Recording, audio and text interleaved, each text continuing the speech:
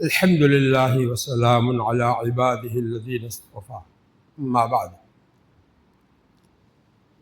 فقد قال رسول اللہ صلی اللہ علیہ وسلم اعتکاف عشر من رمضان حجتان و عمرتان او کما قال علیہ الصلاۃ والسلام وعن عائشة رضی اللہ تعالی عنہا قالت ان النبی صلی اللہ علیہ وسلم كان يعتكف العشر الاواخر من رمضان حتى توفاه اللہ ثم اعتكف ازواجه من بعده۔ اللہ رب العزت نے اس امت پر جو خصوصی مہربانی فرمائی ہے، اس میں یہ رمضان المبارک کا مہینہ، اس میں 3 عبادتیں اللہ تعالیٰ نے مقرر فرمائی ہے۔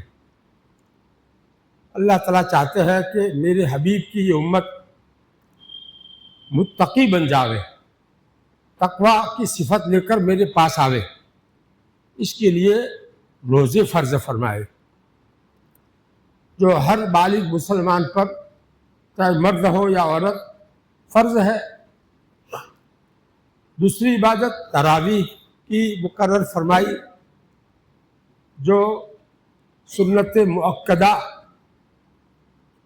کی درجے میں ہے، لیکن ہر ایک کے اوپر سنت مؤکدہ ہے، اور پورے مہینے میں یہ 20 رکعتیں ہر رات کو پڑھنی ہے، چاہے قرآن پورا ہو جاوے اس کے بعد بھی۔ تو یہ خصوصی انعام ہے اللہ تعالیٰ کا اس امت کے اوپر۔ گزشتہ 2 جمعوں کے اندر ان دونوں کے بارے میں نے آپ حضرات کے سامنے بیان کیا تھا۔ اب تیسری عبادت اس رمضان المبارک میں اعتکاف کی اللہ تعالیٰ نے مقرر فرمائی ہے، اور اللہ کے نبی صلی اللہ علیہ وسلم نے اس کی بڑی فضیلت بیان فرمائی ہے۔ ایک فضیلت تو ابھی میں نے ایک حدیث پاک پڑھی، اس میں رمضان کے اندر 10 دن کا اعتکاف کرنے سے 2 حج اور 2 عمروں کا ثواب ملتا ہے۔ غور کریں، ایک حج کرنا ہو کتنا پیسہ خرچ ہوتا ہے، کتنی مشقت اٹھانی پڑتی ہے، تب جا کر ایک حج آدمی کر پاتا ہے۔ 2 حج کرنے میں کتنا پیسہ خرچ ہوگا، کتنی مشقت برداشت کرنی پڑے گی، تو اس کے ساتھ پھر 2 عمرے بھی، اتنا ثواب یہ اپنے گھر بیٹھے رمضان المبارک کے اندر 10 دن کا اعتکاف کرنے والے کو اللہ تعالیٰ عطا فرماتے ہیں۔ دوسری فضیلت یہ ہے کہ اللہ کے نبی صلی اللہ علیہ وسلم کا معمول تھا رمضان کے آخری عشرے میں اعتکاف کرنے کا، اور یہ معمول آپ کا وفات تک رہا ہے۔ ابھی میں نے آپ حضرات کے سامنے ماں عائشہ رضی اللہ عنہا کی جو روایت سنائی، اس کا مضمون یہی ہے کہ یہ کب تک آپ اعتکاف کرتے رہے رمضان میں، حتی توفاہ اللہ، یہاں تک کہ اللہ تعالیٰ نے آپ کو دنیا سے اٹھا لیا۔ ہر سال اللہ کے نبی صلی اللہ علیہ وسلم کا یہ آخری 10 دنوں کا اعتکاف کرنا پابندی کے ساتھ یہ بتاتا ہے کہ امت کے لیے بھی یہ اعتکاف کرنا سنت مؤکدہ ہے۔ جس عمل پر اللہ کے نبی صلی اللہ علیہ وسلم نے پابندی کی ہو، مواظبت کی ہو، تو وہ سنت مؤکدہ کا درجہ رکھتا ہے۔ پھر سنت مؤکدہ کی 2 قسمیں ہیں، ایک ہر ایک کے اوپر سنت مؤکدہ ہوتی ہے، جیسے فجر کی سنت ہے، ظہر کی سنت ہے، اور ایک ہر ایک کے اوپر وہ سنت مؤکدہ نہیں ہوتی، بلکہ بعض لوگ اس سنت پر عمل کر لے تو سب کی طرف سے وہ سنت کا ادائیگی ہو جاتی ہے، یعنی وہ ذمہ داری پوری ہو جاتی ہے۔ تو یہ آخری عشرے کا اعتکاف ہر مسجد میں، اب یہاں بہت مسجد ہے، 100 سے زیادہ مسجدیں ہوگی، ہر مسجد میں کم از کم ایک آدمی اعتکاف کرے گا تو یہ سنت موقدہ ادا ہو جائے گا۔ اگر کوئی ایک بھی اعتکاف نہیں کرے گا تو اس پورے مسجد کے محلے والی جو ہے وہ سب کے سب سنت موقدہ کو چھوڑنے کے گنہگار ہوں گے۔ سنت موقدہ کو چھوڑنا گناہ ہے۔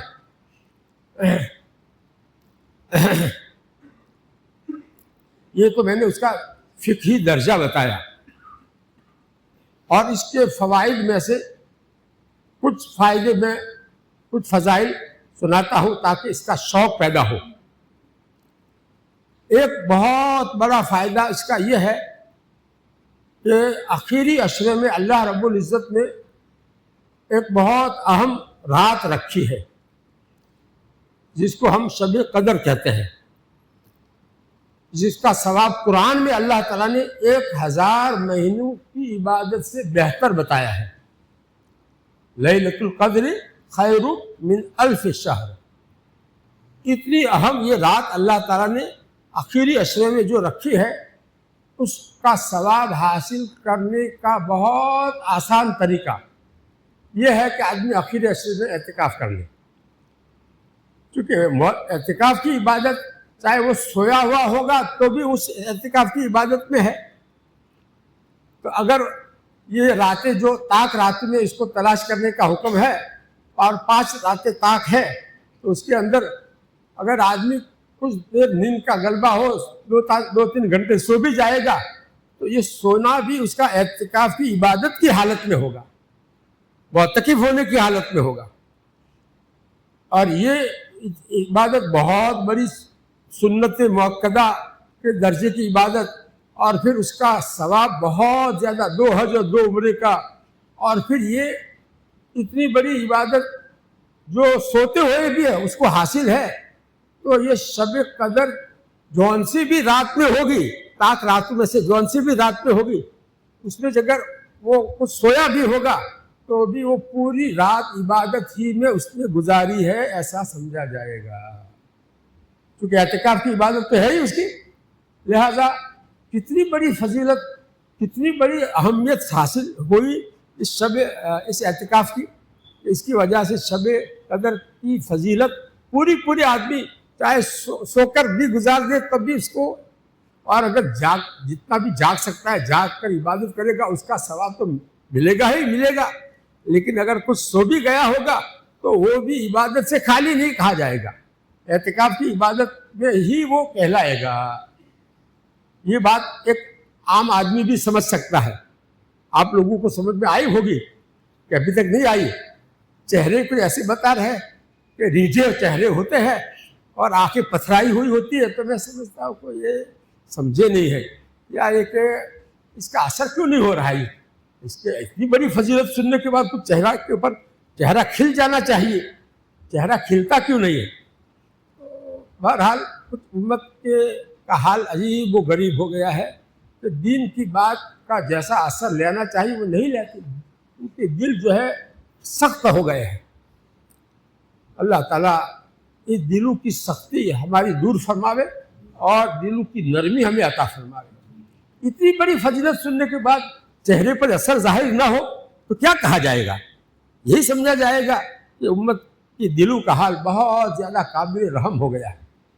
اچھے دیندار جو سمجھے جاتے ہیں میں ان کے چہروں کو دیکھتا ہوں اور بیان کے ساتھ اس کو پڑھتا ہوں، ان کے چہروں پر کیا اثر پڑتا ہے میری اس بات کا، اس کو وہ کیا سمجھ کر اس کے دل میں کیا اتارتے ہیں۔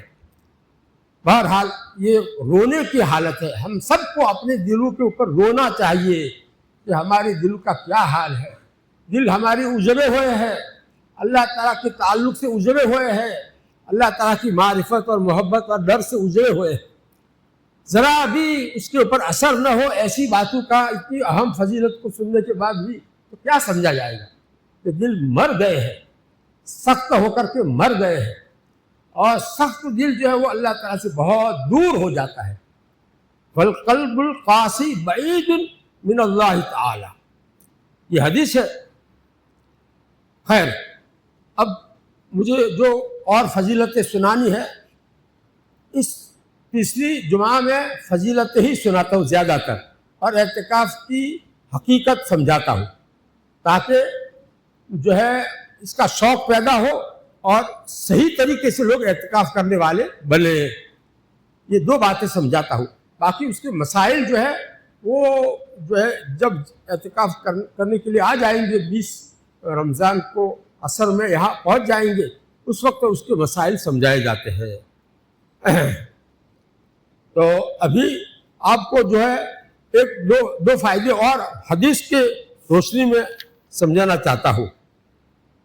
اللہ کے نبی صلی اللہ علیہ وسلم فرماتے ہیں معتکف کے بارے میں, هو یعتکف الذنوب, کہ اعتکاف میں جو آدمی بیٹھے گا وہ گناہوں سے بچے گا. اللہ کے گھر میں کیا گناہ کرے گا؟ بازار میں گناہ ہوتے ہیں, گھر میں گناہ ہوتے ہیں, اللہ کے گھر میں کیا گناہ کرے گا؟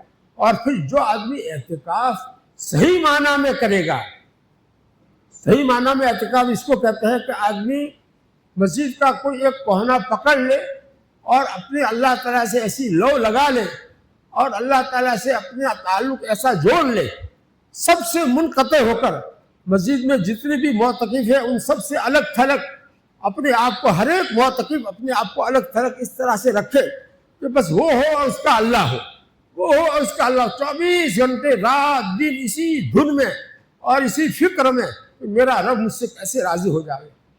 توبہ کبھی کرتا ہے, روتا ہے, کبھی جو ہے گڑ گڑاتا ہے, اپنے گناہوں پر معافی مانگتا ہے, کبھی جو ہے اللہ تعالیٰ کا ذکر کرتا ہے, کبھی جو ہے تلاوت کرتا ہے, کبھی دعا مانگتا ہے, کبھی نماز پڑھ رہا ہے. تو یہ اسی میں اس کے 10 دن گزرے تو یہ صحیح معنی میں معتکف ہے. ایسا معتکف جو ہے وہ مسجد میں کوئی گناہ کرے گا تو گناہوں سے بچنا کتنی بڑی نعمت ہے.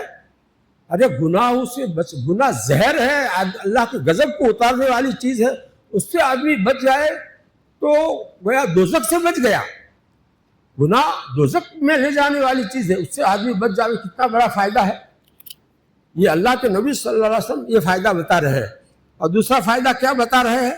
وَيَجْرِي لَهُ مِنَ الْحَسَنَاتِ كَعَامِلِ الْحَسَنَاتِ كُلِّهَا. جو آدمی صحیح معنی میں اعتکاف کرے گا تو بہت سے عبادت اور بہت سے نیک کام مسجد میں رہ کر کے کرے گا, اپنے آپ کو رات دن مشغول رکھے گا اچھے کاموں میں, ثواب کے کاموں میں. لیکن کچھ کام نیکی کے ثواب کے ایسے ہوتے ہیں جو مسجد سے باہر ہی ہو سکتے ہیں, مسجد میں نہیں ہو سکتے. جیسے کوئی آدمی بیمار ہے, اس کی بیمار پرسی کے لیے جانا, یہ معتکف نہیں جا سکتا ہے. سنت مؤکدہ کا اعتکاف جس نے کیا ہے وہ نہیں جا سکتا ہے. اسی طرح کوئی آدمی جو ہے خدمت کے قابل ہے, اس کی خدمت کے لیے باہر نہیں جا سکتا ہے. کوئی آدمی کا جنازہ آیا ہے, جنازے میں شرکت نہیں کر سکتا ہے اور اس کے ساتھ میں جو ہے قبرستان تک نہیں جا سکتا ہے. یہ سب نیکی کے کام ہے. جو ہے جنازے کے ساتھ چلنا, ہر قدم پر گناہ معاف ہوتے ہیں, بہت بڑی نیکی کا کام ہے. کسی جو ہے مردے کو غسل دینا کتنا بڑا ثواب کا کام ہے. یہ سب جو ہے آدمی معتکف کیسے کر سکتا ہے؟ جنازے کی نماز میں کیسے شریک ہوگا؟ وہ تو وہ اعتکاف میں ہے. اب جنازے کی نماز وہاں کسی اور محلے میں ہو رہی ہے تو یا کیسے وہ شریک ہوگا؟ تو بہت سی نیکی کے کام جو مسجد کے باہر ہوتے ہیں ان کو یہ نہیں کر سکتا ہے اعتکاف کرنے والا. لیکن نہ کرنے کے باوجود اللہ تعالیٰ اس کو ان تمام نیک کاموں کا ثواب اس کو دے دیتے ہیں.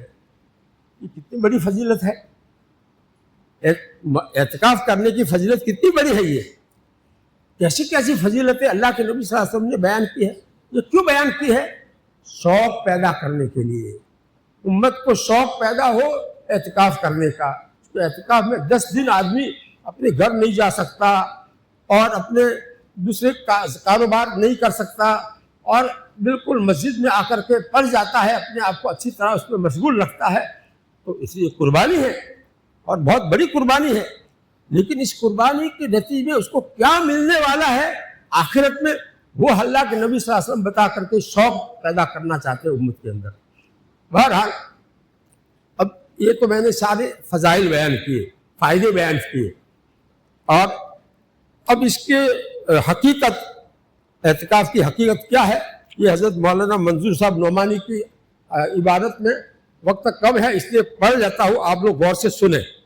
اعتکاف کی حقیقت یہ ہے کہ ہر طرف سے یکسو اور سب سے الگ تھلگ ہو کر بس اللہ سے لو لگا کے اس کے در پہ یعنی کسی مسجد کے کونے میں پڑ جاوے اور سب سے الگ تنہائی میں اس کی عبادت اور اس کی ذکر اور فکر میں مشغول رہے۔ یہ عبادت خواص عوام کی عبادت یہ نہیں ہے، خواص کی عبادت ہے، بلکہ اخص الخواص کی عبادت ہے۔ کیا کہہ رہے ہیں کہ صحیح معنی میں اعتکاف کرنا کس کا کام ہے؟ اخص الخواص کا کام ہے۔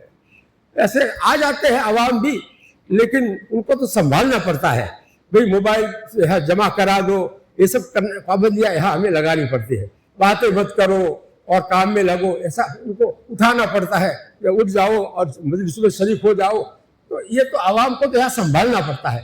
اور خواص جو ہے وہ تو خود لگے رہتے ہیں، اور اخص الخواص تو اور زیادہ لگے ہوئے تھے، ہر وقت اللہ کی دھن میں لگے رہتے ہیں۔ اس لیے فرماتے ہیں کہ یہ اعتکاف کی عبادت خواص کی بلکہ اخص الخواص کی ہے۔ اس عبادت کے لیے بہترین وقت رمضان المبارک اور خاص کر اس کا آخری عشرہ ہی ہو سکتا تھا، اس لیے اسی کو اس کے لیے انتخاب کیا گیا۔ قرآن اترنے سے پہلے اللہ کے نبی صلی اللہ علیہ وسلم آپ کو نبوت ملنے سے پہلے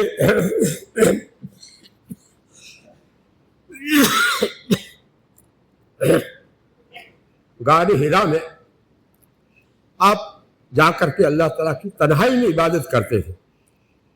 مکہ سے دور تھا غار حرا، پہاڑ ہے اور پہاڑ کے اوپر کی چوٹی پر یہ غار حرا ہے، تو وہاں آپ اکیلے رہتے تھے کئی دن تک، کھانا ساتھ میں لے جاتے تھے، کھانا پانی، اور وہی جو ہے کئی دن تک رہتے تھے اکیلے۔ اتنے 6 مہینے تک آپ کا ایسا معمول رہا۔ تنہائی اور خلوت جو اعتکاف میں ہر ایک کو حاصل کرنے کی ضرورت ہے، اس کو سمجھانے کے لیے میں یہ بات بتا رہا ہوں۔ بخاری شریف کی حدیث میں ہے حبب الیہ الخلاء، اللہ کے نبی صلی اللہ علیہ وسلم کو تنہا رہنا محبوب کر دیا گیا، اللہ تعالیٰ نے آپ کے دل میں اس کی محبت ڈال دی۔ یہ قرآن وحی اترنے سے پہلے آپ کے اندر روحانی ترقی کرنے کے لیے اللہ تعالیٰ نے آپ کو یہ خلوت محبوب کر کے غار حرا میں مکہ سے الگ تھلگ دور اکیلے اللہ کی عبادت میں رات دن مشغول رہتے تھے۔ تو یہ کیا تھا؟ یہ اعتکاف کی پہلی شکل تھی۔ یہ مسجد میں اعتکاف نہیں تھا، غار حرا میں تھا، لیکن کیا کہیں گے اس کو؟ اللہ کے ساتھ لو لگانا، اسی کا نام اعتکاف۔ اعتکاف کی حقیقت تو یہی ہے۔ اب تم کہو گے ہاں مسجد کے بغیر اعتکاف کیسے؟ یہ سب باتیں چھوڑو، یہ سب جو ہے اپنا علم ایک طرف رکھو، یہاں جو کہتے ہیں اس کو سنو۔ کیا فرماتے ہیں کہ کئی مہینے غار حرا میں خلوت میں رہ کر گویا یہ آپ کا پہلا اعتکاف تھا۔ اس اعتکاف ہی میں آپ کی روحانیت اس مقام تک پہنچ گئی تھی کہ آپ پر قرآن مجید کا نزول شروع ہو جاوے، ایسی صلاحیت آپ میں پیدا ہو گئی۔ چنانچہ حرا کے اس اعتکاف کے آخری ایام ہی میں اللہ تعالیٰ کی طرف سے وحی لے کر آنے والا فرشتہ حضرت جبریل سورہ اقرا کی شروع کی آیتیں لے کر آئے۔ کہاں آئے؟ غار حرا میں آئے۔ یہ شروع کی آیتیں کہاں نازل ہوئی؟ جہاں خلوت آپ نے کی تھی 6 مہینے، وہاں یہ آیتیں لے کر آئے، قرآن کی شروع کی آیتیں۔ اور اس میں تحقیقی بات، پکی بات یہ ہے کہ یہ رمضان المبارک کا مہینہ تھا۔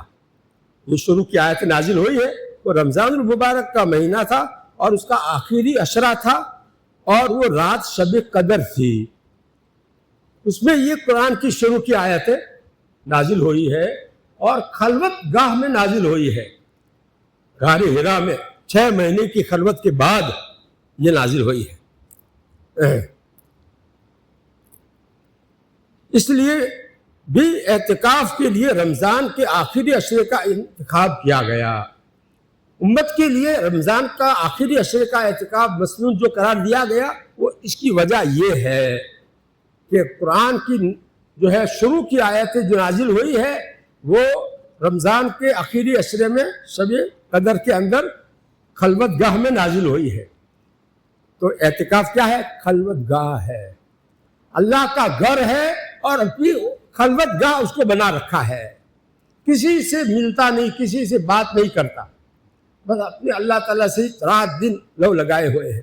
اس کا نام ہے اعتکاف۔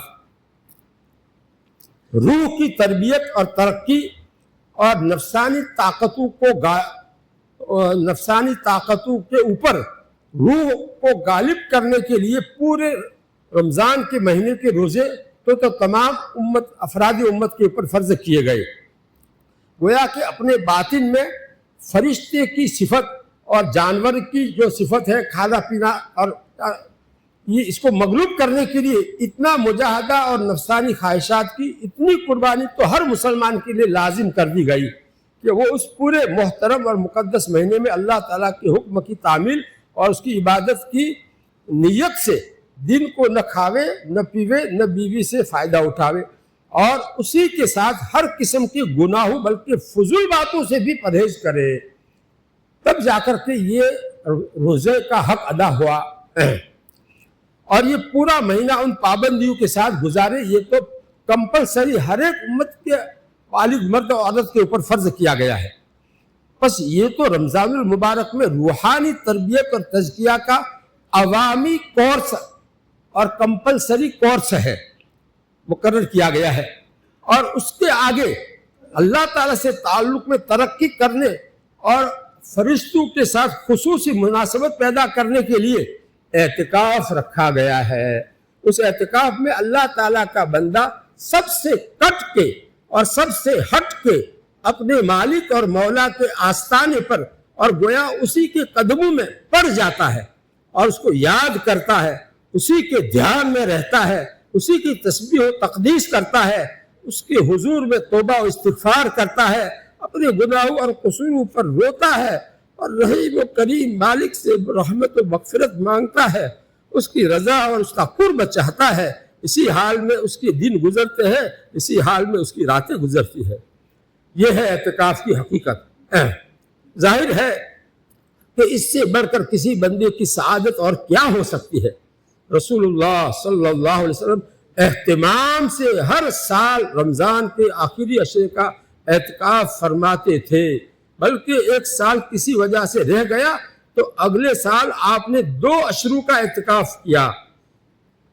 بتاؤ کتنی اہمیت ہے اعتکاف کی اللہ کے نبی صلی اللہ علیہ وسلم کے نزدیک۔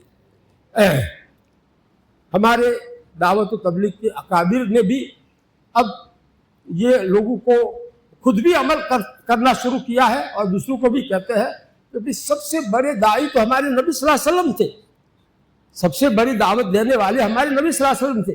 جب وہ رمضان کے آخری عشرے میں یہ دعوت کا کام چھوڑ کر کے اعتکاف کرتے تھے تو ہم کو بھی یہی کام کرنا چاہیے۔ ہمارے اکابر جو ہے ماشاءاللہ وہ علم والے ہیں اور عمل والے ہیں، اس لیے انہوں نے یہ بات اپنے عمل سے کر کے جو ہے اپنے لوگوں کو اس کے اوپر پہلے اتنا زیادہ اس کے اوپر زور نہیں ہوتا تھا، لیکن اب وہ اس کے اوپر اللہ تعالیٰ نے ان کے دل میں بات ڈالی کہ ہمارے نبی سے بڑھ کر داعی اور کون ہو سکتا ہے، تو ہم اپنے آپ کو اتنا بڑا داعی سمجھ رہے کہ رمضان کا آخری عشرے کا اعتکاف بھی نہ کرے، یہ کیسا؟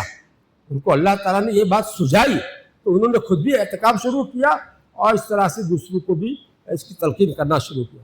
اللہ تعالیٰ ہمیں ان باتوں کی خوب قدر کرنے کی، اس پر عمل کرنے کی توفیق نصیب فرمائے۔